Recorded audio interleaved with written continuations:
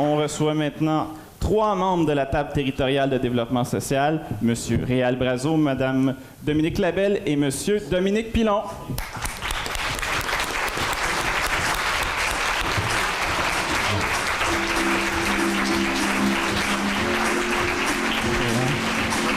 Bonjour.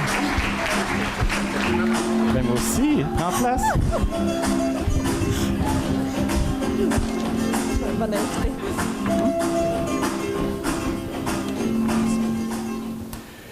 Pour ce petit segment-là, l'idée, c'était que depuis le dernier forum, il y avait plusieurs actions qui avaient été réalisées. On se disait que ça serait intéressant d'en faire un genre de compilation de top 15 des actions qui ont été réalisées en développement social, dont certaines via la CRI de la vallée du Haut-Saint-Laurent, via 2 fonds qu'on va vous expliquer tout à l'heure.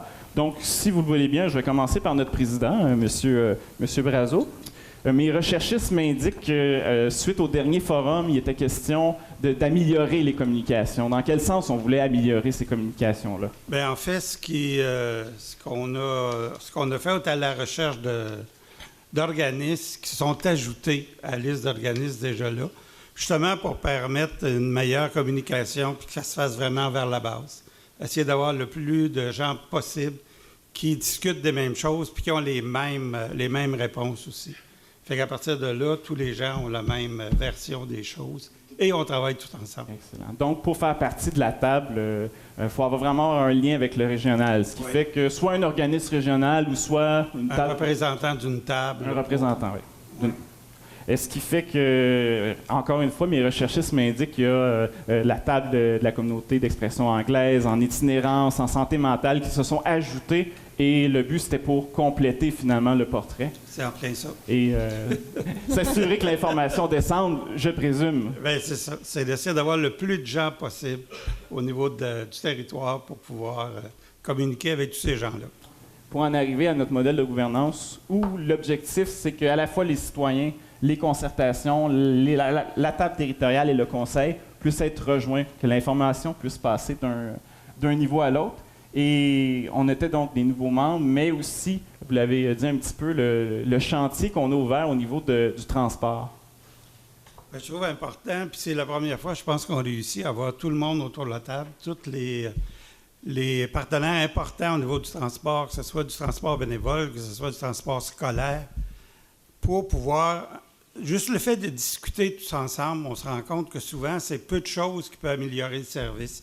Un changement d'horaire, puis le fait que les gens sont là, qui se côtoient, puis qui connaissent les problématiques de tout le monde.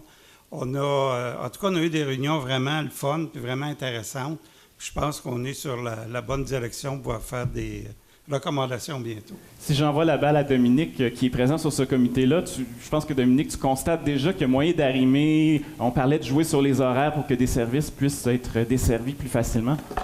Effectivement, ce que ça a permis, entre autres, c'est une meilleure concertation. Donc, c'est-à-dire que certains organismes prévoient faire des activités au courant d'une journée ou d'une semaine. Donc, à ce moment-là, ça permet d'avoir une concertation pour que le transport puisse être adapté en fonction des activités des organismes. Donc, on commence à voir ça sur le territoire, Sébastien. C'est ça. Et tu vas nous parler d'un projet en lien avec le transport, justement. Bien oui, le transport, ça fait des années, pour ne pas dire depuis toujours, dans Vaudreuil-Soulanges, qu'on soulève que ça présente énormément de défis. Donc, M. Brazeau l'a mentionné tantôt, il y a eu en fait la mise en place de 2 nouveaux comités. Et il y a un comité qui s'est penché tout spécialement sur des besoins envers les personnes âgées du territoire.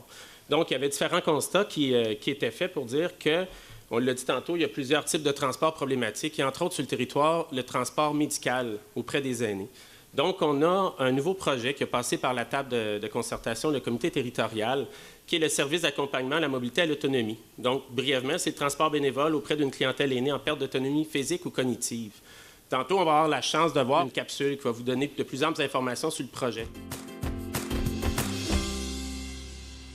Salut en studio, toujours là, à l'affût du changement dans Vaudreuil-Soulanges. Je me trouve cette fois-ci devant l'actuel, qui est juste devant moi. C'est là que j'ai rencontré Marie-Eliane ainsi qu'Élisabeth, qui m'ont parlé du projet SAMA. SAMA pour Service d'accompagnement à la mobilité et à l'autonomie. C'est un service qui va exister au printemps, donc on n'a pas vraiment encore de visuel, mais je vous propose quand même une entrevue avec 2 femmes extraordinaires. On les écoute à l'instant. Moi, en partant, j'ai envie de vous poser la grosse question. C'est quoi le service d'accompagnement à la mobilité et à l'autonomie? Eh bien, le service d'accompagnement à la mobilité et à l'autonomie, c'est une idée qui a germé autour de la table des personnes âgées en perte d'autonomie, table de concertation PAPA. Lorsqu'on s'est rendu compte qu'il y avait une clientèle qui était mal desservie ou pas desservie du tout sur notre territoire, on a pensé à faire un projet où les accompagnateurs seraient formés pour répondre aux besoins spécifiques de cette clientèle-là et qui pourrait un peu dégager le bénévole et faire en sorte que l'accompagnement transport devient sécuritaire pour la personne accompagnée et pour le bénévole. Qui sont les partenaires qui ont permis la naissance de ce projet-là? Bien, les partenaires, au départ, c'est un projet qui a été proposé à la table personnes âgées en perte d'autonomie, la table de concertation.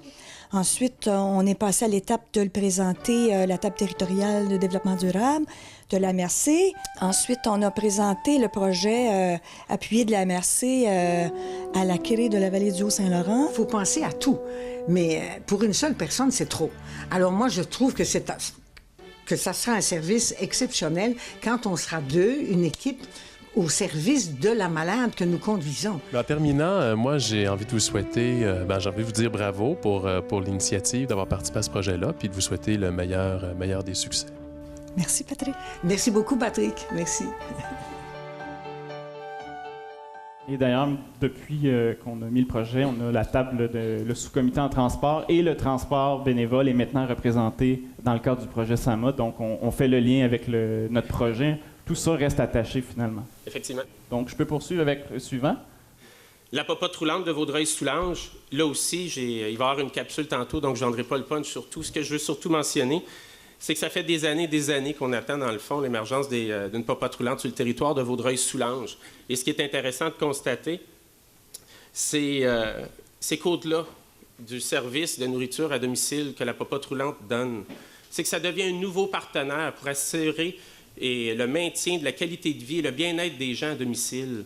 Parce que c'est au-delà, puis comme on le marque ici, au-delà d'un repas qui est préparé puis qui est amené à la maison.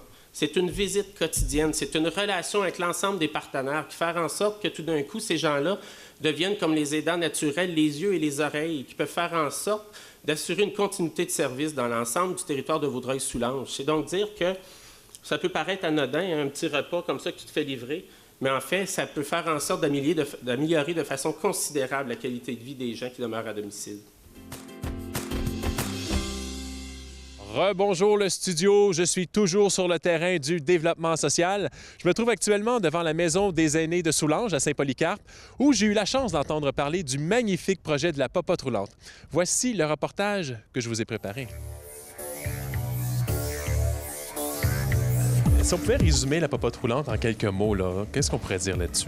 Donc, la popote roulante, c'est la livraison d'un repas chaud à domicile pour les aînés ou les personnes en perte d'autonomie ou pour des périodes courtes de convalescence.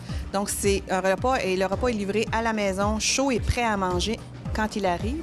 Et la particularité de la popote roulante, c'est que c'est livré par des bénévoles. On a démarré en février 2014 et ça a été possible grâce à l'appui de la table territoriale en développement social. Aussi, c'est la table PAPA, c'est les personnes aînées en perte d'autonomie.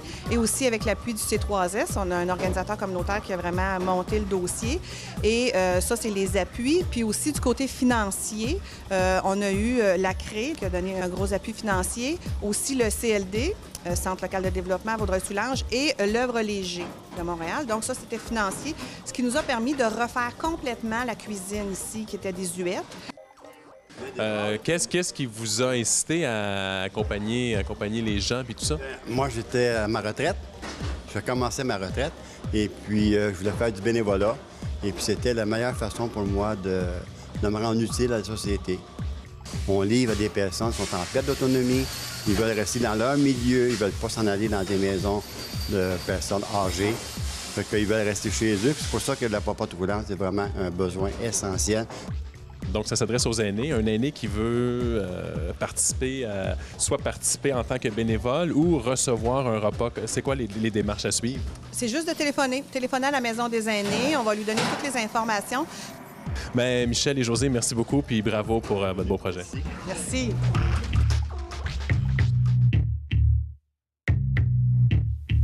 L'entreprise d'économie sociale, ça doit faire quelques années que plusieurs partenaires essaient de réfléchir à une initiative qui permettrait de pouvoir avoir une entreprise d'économie sociale sur le territoire. Il y a plusieurs initiatives qui ont vu le jour auprès d'une clientèle qui souffre d'une maladie mentale, d'une déficience intellectuelle, d'un trouble envahissant du développement ou bien d'une déficience physique sur le territoire. Il y a des plateaux de travail, des services d'activité de jour. Par contre, il n'y avait pas encore d'entreprise. Et donc, il y a une concertation qui se réunit actuellement pour mettre en œuvre la première entreprise d'économie sociale qui voudrait faire en sorte d'accueillir activement au sein de ses travailleurs des personnes qui souffrent de maladies mentales, de déficience intellectuelle et de troubles envahissants du développement. Et la façon dont on le fait, c'est avec un partenariat initial avec le C3S, où cette entreprise-là va commencer à se spécialiser pour l'entretien des équipements pour la clientèle à domicile, la désinfection et puis le nettoyage de ces équipements-là.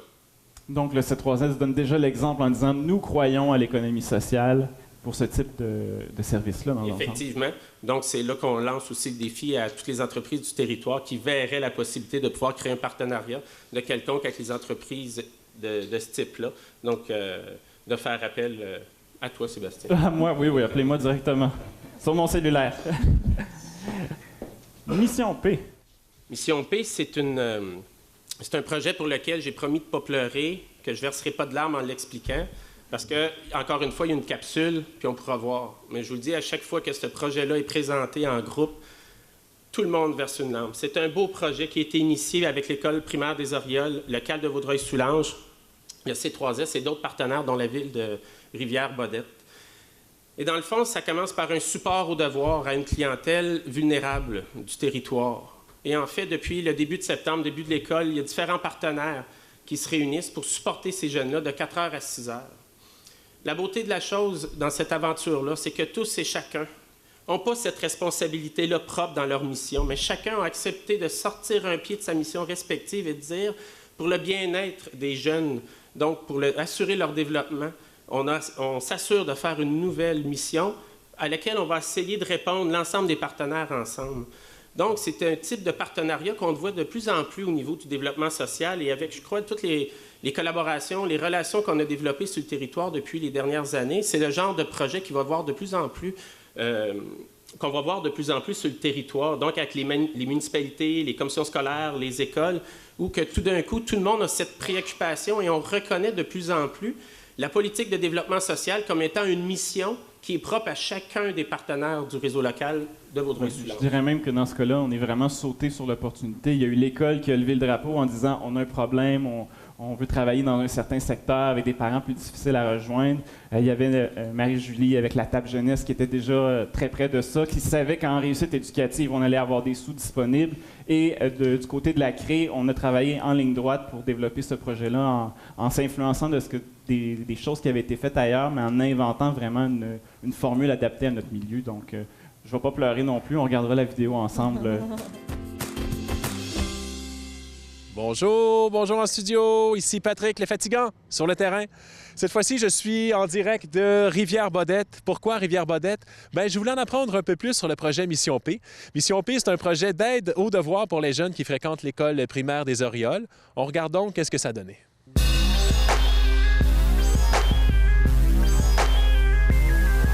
Si on avait à résumer Mission P en quelques mots, là, ça serait quoi ces mots-là?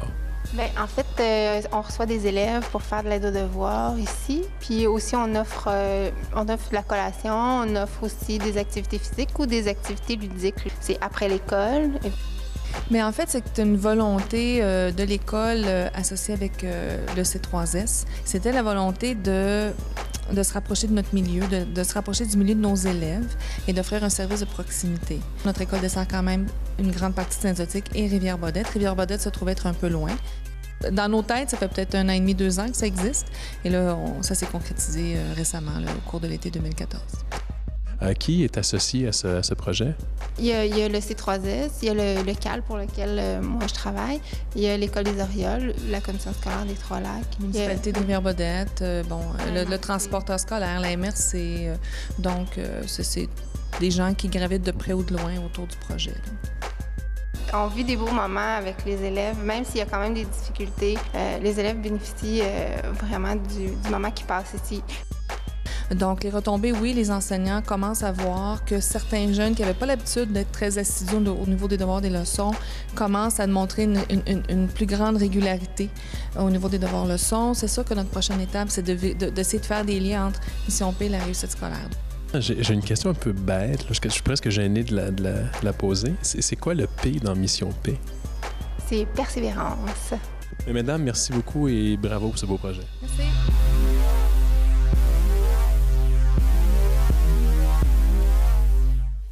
Tantôt, j'aimais ça, pendant le premier atelier, il y a Mme Lepage de la Ville de Pincourt à notre table qui disait que, dans une des qualités, c'était croire qu'on peut changer les choses. Et c'est ça qui est vraiment remarquable. Puis tu l'as dit, l'ensemble des instigateurs des projets qui sont présentés aujourd'hui, c'est des gens qui, à la base, y ont cru. Et l'ensemble des projets, c'est comme ça. Puis le parcours persévérance, c'est aussi un type de projet où, à la base, il y a des personnes qui ont cru qu'ils pouvaient changer les choses. Là aussi, il va y avoir une capsule tantôt. Je ne veux pas vendre le punch. Par contre, ce que je veux signaler à travers ce projet-là, depuis les débuts du développement social, puis qu'on travaille ensemble, les différents partenaires, il y a toujours un partenaire qu'on s'est dit de quelle façon on pourrait aller le rechercher. Donc, il y avait les villes, les municipalités, puis on voit avec différentes politiques là, qui sont en train de travailler avec plusieurs municipalités du territoire, que les municipalités puis les villes deviennent des bons partenaires. Il y avait encore le milieu privé. Et le parcours persévérance, qu'est-ce qui est extraordinaire, c'est qu'on est capable de démontrer qu'au-delà du fait d'aller demander de l'argent aux entreprises privées, on est capable d'aller demander leur support et des ressources humaines, ce qui fait que le parcours de persévérance scolaire, hein, c'est un bel exemple de partenariat entre des entrepreneurs de la région et l'école et puis les différents collaborateurs au projet. Pour le reste, encore une fois, je vais laisser la vidéo démontrer. Bonjour à Studio. Cette fois-ci, je me trouve à l'école secondaire du Chêne Bleu à Pincourt, un endroit où on a décidé de mettre sur pied un projet très original pour contrer le problème du décrochage scolaire. On va parler, entre autres, d'une course, de la création, ni plus ni moins, d'une course à obstacles qui aura lieu au mois de mai. Et là, en ce moment, on se trouve à la naissance même de ce projet-là. Un projet que je vous invite à découvrir et à apprécier avec un dernier reportage que voici.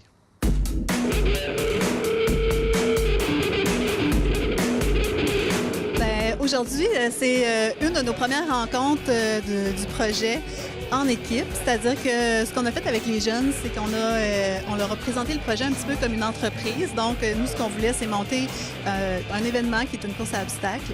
Et puis, avec eux, on a divisé le projet en comités, puis ils ont choisi un petit peu selon leur intérêt et aussi selon leur qualité. Puis leur attitude, dans quel comité ils voulaient. C'est un petit peu une mini-entreprise, là, en fait. C'est comme ça qu'on essaie de fonctionner. Dans le fond, la Ville de Pincourt, nous, dans le cadre de notre politique de développement social, on avait une action qui concernait la persévérance scolaire. Donc, on a décidé de faire un projet avec l'École du Chêne Bleu. On s'est assis avec eux, puis c'est comme ça là, qu'on est arrivé, à partir de leur idée à eux, d'arriver à un projet de parcours à obstacles. C'est eux qui organisent, qui construisent les obstacles, puis c'est eux qui vont courir aussi là, la course à la fin. Dans une année 2, on espère pouvoir inviter la population au grand complet là, à venir faire cette course à obstacles-là. Bien, en fait, nous, ce qu'on cherche, c'est à créer des liens avec les travailleurs de la communauté. Donc, chaque comité, la façon dont on l'a pensé, aurait un mentor, donc quelqu'un qui a un lien dans son travail avec le comité comme tel. Évidemment, il y a l'école secondaire du Chêne Bleu, mais on compte aussi sur l'appui du C3S. On compte sur l'appui de la MRC, de la CRE. La Ville de Pincourt est effectivement le promoteur du projet. Mais Sylvie et Cilia, merci beaucoup. Puis je vous souhaite plein de succès dans votre projet. Merci à toi. Merci. Parlons cuisine collective et éducative. Oui, les cuisines collectives et éducatives du Cap Soulanges. Depuis le début août, donc, il y a une belle concertation qui travaille à mettre en œuvre ces cuisines-là. Vous le voyez, donc, le projet, l'objectif du projet, c'est 7 semaines qu'on va accueillir, dans le fond, au CAB, les premières personnes qui vont venir collaborer au projet. Et encore une fois, ce qui est intéressant, c'est qu'au-delà de l'apprentissage de la cuisine, ce qu'on veut faire avec les cuisines collectives, hein, c'est briser l'isolement, permettre aux gens de pouvoir échanger avec d'autres personnes et de créer des nouveaux liens puis des nouveaux réseaux. Ce qui est encore plus intéressant, c'est cette semaine, on commence les activités, mais j'ai appris de sources sûres, je ne veux pas la nommer, mais une des anciennes mairesses de Saint-Zotique, me disait donc que présentement, il y a déjà des pourparlers avec 3 autres villes autres que la ville de Saint-Polycarpe pour débuter les projets de cuisine collective avec le CAB et que les pourparlers vont bon train, qu'on devrait voir arriver des nouveaux projets bientôt. Donc, des satellites peut-être. Et voilà, des satellites de la cuisine collective. Pour agir encore une fois plus près des quartiers dans les municipalités. Oui, puis répondre à plus de monde possible. Fantastique. Oui. Merci beaucoup, Dominique. Ça fait plaisir. D'un Dominique, passons à Dominique. Bonjour tout le monde. Je vous présente le projet Conciliation Études-Travail dans Vaudreuil-Soulanges. C'est un projet qui est parrainé par le Carrefour Jeunesse Emploi. Ça vise à faire la promotion d'un sain équilibre entre les études et le travail auprès des jeunes, auprès des parents, auprès des employeurs, des intervenants scolaires, communautaires. Je parlais à Cindy hier qui me disait que d'ailleurs elle est vraiment en recrutement auprès des entreprises et des organismes de la région qui voudraient devenir des employeurs engagés. Parce que pour réaliser un projet comme ça, ça prend des gens qui prennent des implications et des engagements concrets. Donc, et aussi, elle organise des ateliers auprès des jeunes pour les sensibiliser à ça et leur expliquer comment mettre ça en action réellement dans leur vie. Super. Silent Majority.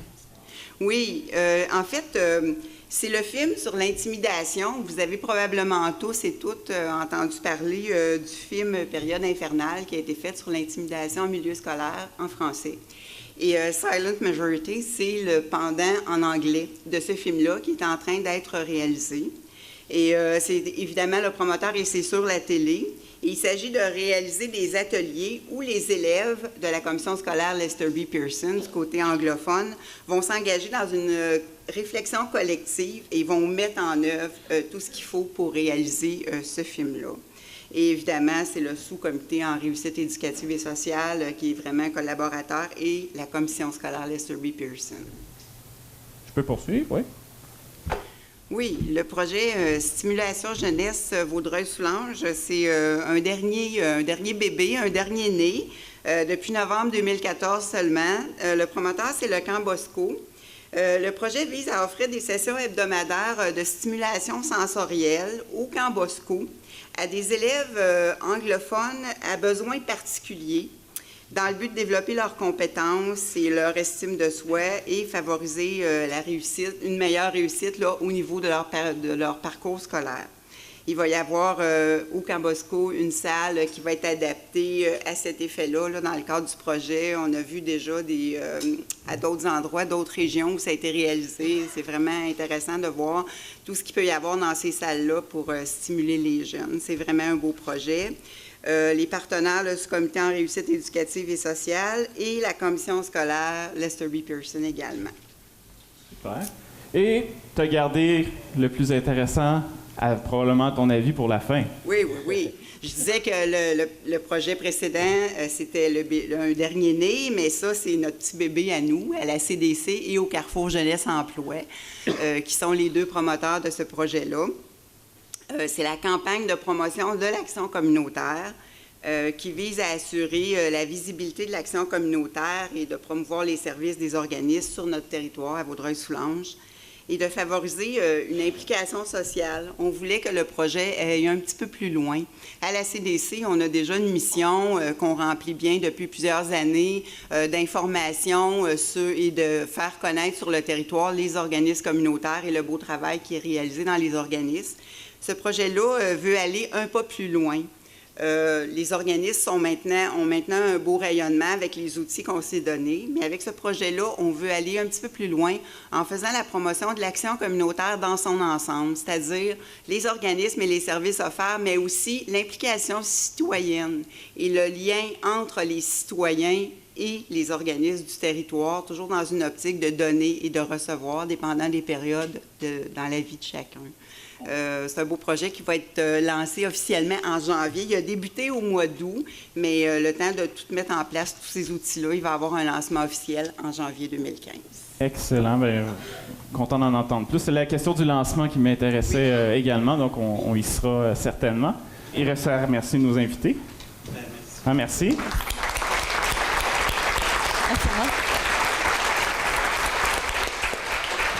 On accueille Nadine Maltais, qui est agente de développement culturel et social à la MRC de Vaudreuil-Soulanges.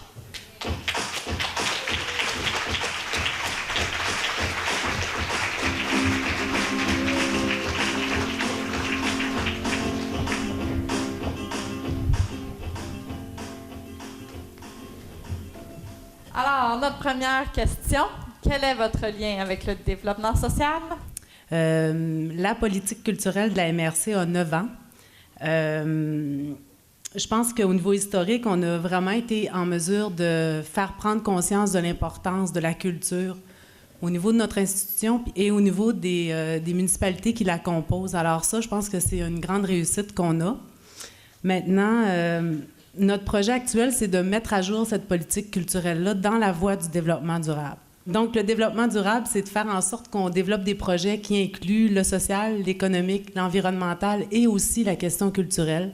La question culturelle, c'est pas juste de faire des projets artistiques, c'est de se poser des questions sur nos valeurs en tant que communauté. Alors, je pense que c'est très important de penser à ces questions-là avant de débuter des projets.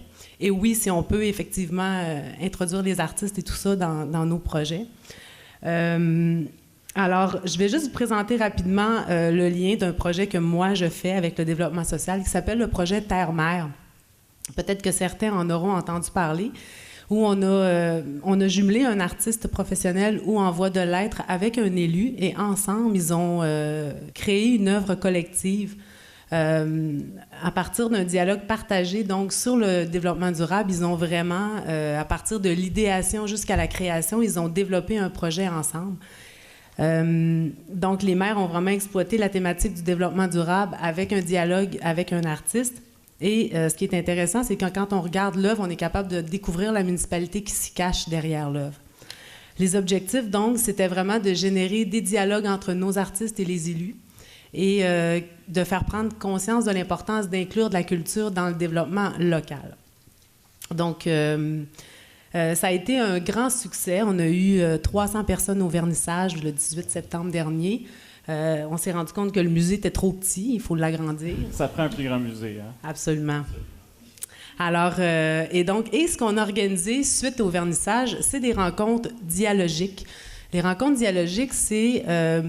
en premier lieu, on a analysé les œuvres qui ont été conçues par les élus et les artistes. Le grand public a passé des commentaires et par la suite, on lisait ces commentaires-là 2 semaines après, devant l'artiste et devant l'élu, et qui, eux, devaient réagir à ce que le grand public avait dit de leurs œuvres. Alors, c'était super intéressant parce que non seulement le processus entre l'élu et l'artiste a été très enrichissant, mais ils ont pu aussi obtenir le point de vue du grand public sur leurs œuvres. Alors, si je tombe sur la 3e question, comment je vois la mise à jour de la politique de développement social durable? Alors, je le prends un peu comme un engagement de notre côté. Nous, à la MRC, ce que je vous disais, c'est qu'on est en train de renouveler notre politique culturelle dans la voie du développement durable. Alors, on va se re-questionner sur notre politique culturelle en essayant de justement aller chercher le côté environnemental, social et économique à tous les projets culturels qu'on veut développer pour les 10 prochaines années. Et je ne prétends pas que Terre-Mer est un projet de développement durable, mais il sensibilise beaucoup à ce vers quoi on peut s'en aller dans la voie du développement durable. Et je pense que la culture va être le vecteur du développement durable. Alors, je le souhaite. Peut-être qu'avec la culture, on peut générer toutes des belles rencontres et on va culminer vers un grand forum territorial.